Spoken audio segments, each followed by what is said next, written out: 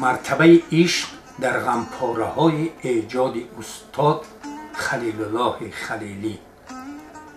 در پیشگاه وطن داند خدا که بعد خدا می پرستمت. هان ای وطن مپرس چرا می پرستمت. ذرات هستیم ز تو بگرفته است جان، چون برتر ز جان همه جا می پرستمت.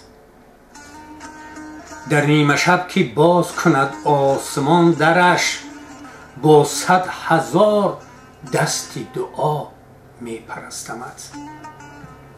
چون پرشکسته مرغ که از آشیان جداست، اینک ز آشیانه جدا می پرستمت.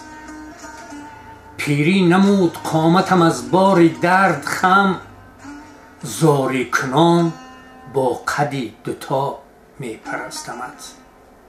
از شوق کوچه های گلالود تنگ تو، در شهر شاهزن به سما می پرستمت. از یاد رودهای کفالود نعرزن، دیوانم به شور و صدا می پرستمت. از یاد مرغهای فلکتاز در هوا، با مرغ آرزو به هوا می پرستمت.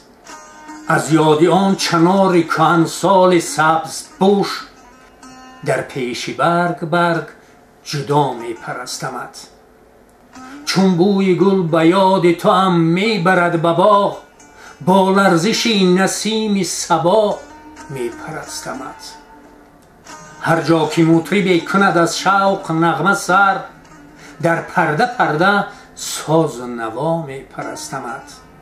بود این مکان اثر نکند در دیار عشق، ای دور از نظر به کجا می پرستمت. با آن همه مصیبت و زندان که دیدم، با گونه گونه جور و جفا می پرستمت. ثروت مدار شهر سزاوار ذکر نیست، از بهر آن یتیم گدا می پرستمت.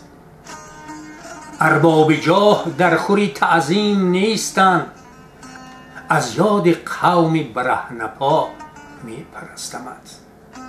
از یاد کشتگان به خون غرق گشته‌ات، در خون و اشک کرده شنا می پرستمت. از یاد آن که بر لب شمشیر آبدار، 100 بوسه داده روز وغا می پرستمت. از یاد سنگری که سرافراز مردمان، با خون خویش کرده بنا می پرستمت.